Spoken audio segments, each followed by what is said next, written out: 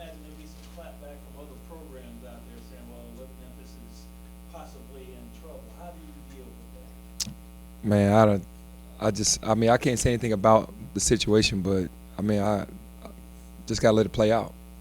Other programs are probably gonna try to do that. You expect that? Is what No, why wouldn't they? Not talking about the situation specifically, but how does this kind of hang over the team for the rest of this year, and as you guys try to recruit players moving forward? I can't even talk about it because I don't really want to mess up and say the wrong thing. So I can't. I got to stay away from it. well, what about you personally? How do you deal with this? Just day to day, just coming in and going to work. That's what I've been doing all along. So just coming in and going to work. Wichita State is going to be a really good game on the home floor. Got to protect home. They won a huge game at SMU, coming back from 24 down to keep themselves in the situation of the NCAA tournament where we're trying to get to, and we look forward to the challenge. We got ourselves out with losing 3 games in a row, then beating Houston, got back in, then losing to SMU, and then winning at Tulane puts us back in the conversation. So we know what we have to do.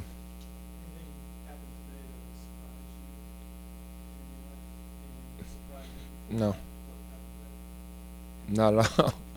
Obviously, going into a game that matters a lot, like the fact that this team has been through a lot, do you feel like they are better equipped now to handle distractions Oh yeah, than they were maybe back in November and December? yeah, for sure. Well, they were young, and back then. Now they understand that anything can happen, and that they've been through so much, and they're ready to just play basketball. They're locked in on the basketball game.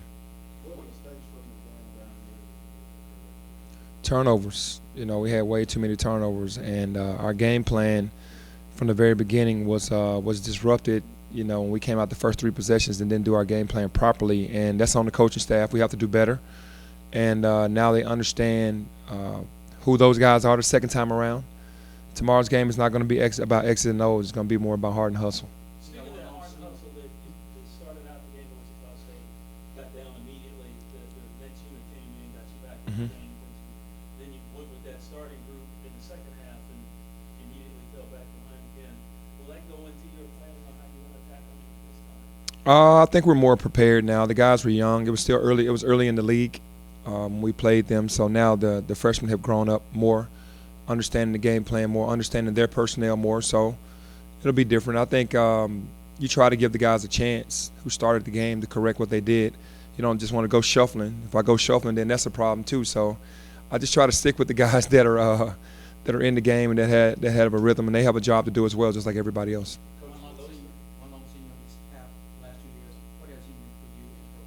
Well, he meant a lot just to even come here, because he didn't have to. For him to choose to go here, and he has been a part of some wins, some big wins for us in the last couple of years. And in practice, the way he pushes the guys, I'm definitely glad. And he graduated, since he's been here, so he's done an amazing job. Speaking of that, in the senior day, but nobody is expecting Precious to come back. He's a first-round pick, basically. Would you consider, putting him out there for the fans and saying, give him a good season? No, I haven't considered that because I don't really know what he's going to do. I really don't. I don't want to jump the gun.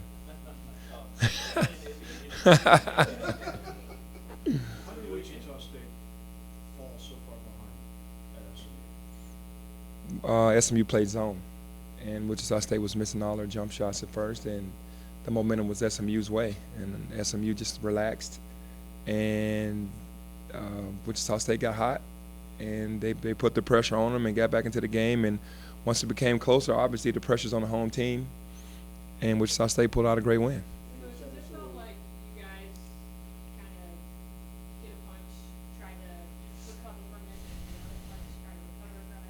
How have you guys tried to move on, and do you feel like you've been able to actually move on? And then also, what have you told the team to keep moving forward? No, we have moved on. We're just playing basketball now. We're trying to win basketball games and make the NCAA tournament. That's enough motivation. Life happens, and we're just going to keep doing what we've been doing and trying to get better every day.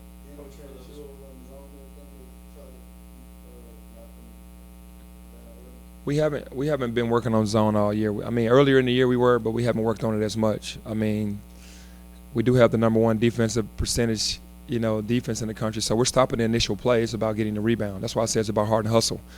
I think that says a lot about our defense. I think one-on-one defense has been a bigger problem, but stopping the initial plays has been pretty good. Coach, for those still considering Memphis recruiting-wise, is there anything that you can say right now? I can't say anything. To assure them that this is a place that you consider? No, I can't say anything. Sorry.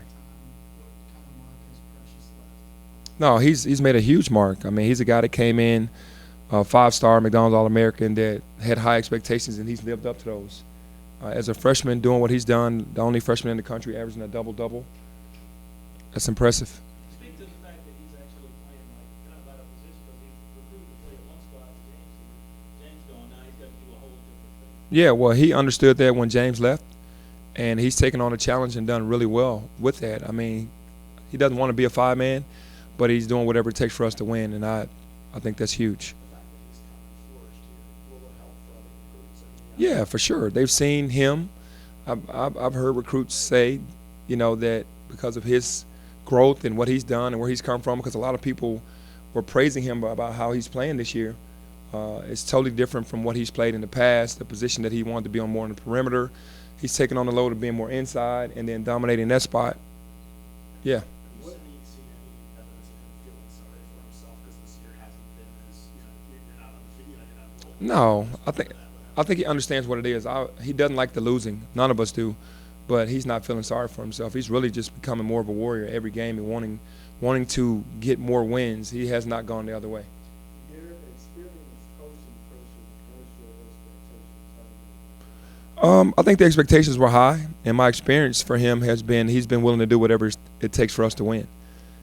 He has things to work on like everybody else, but what he brings to the table every single night is a double-double, and you have to be proud of that from a freshman. How long has he actually played organized basketball? I think he's only played ball like 4 or 5 years. I think he's doing quite well. I think his best basketball is ahead of him for sure. When he gets to the next level, he'll be able to expand his game. You don't know what he's going to do, but in your eyes, is he a lottery pick? In my eyes, he is. Yeah, in my eyes, he is because he can guard 1 through 5, and inside game is as potent as anyone else's in the league. Obviously, the remaining games are crucial for you guys trying to get an outright bid, but talk about just the seeding for the conference tournament. You guys have talked so much about wanting to get a top 4 seed. How important is you have to win this game? Yeah, well, you'd have to win this one to even be in the conversation with everything else that's going on. But it's important. We understood that last year when we finished 5th and then had to play 4 games in a row. Lost the 3rd one, of course, to a tough Houston team. But you don't want to really play 4 games in a row. You will if you have to, but you want to have those 3 games. Hey, considering everything that's happened this season to you and the team, how would you grade this season? This season as a whole, with the youngest team in America, I would give it a B. To win 20 games and only have 9 losses with young guys that have never done a lot of what we're doing this year, I'll give it a B. How fatiguing is this whole process? Everybody, DJ, today this. How much of the toll is that taking on you and the coaching staff? It's life to us. We keep things in perspective, and it's just life. I think that it does take a toll on you because it's just something else to deal with. But, you just have to keep pushing, man. It's just life. That's how you look at it. Any more questions for Coach? All right, thank you. Thanks, Penny. Thank you.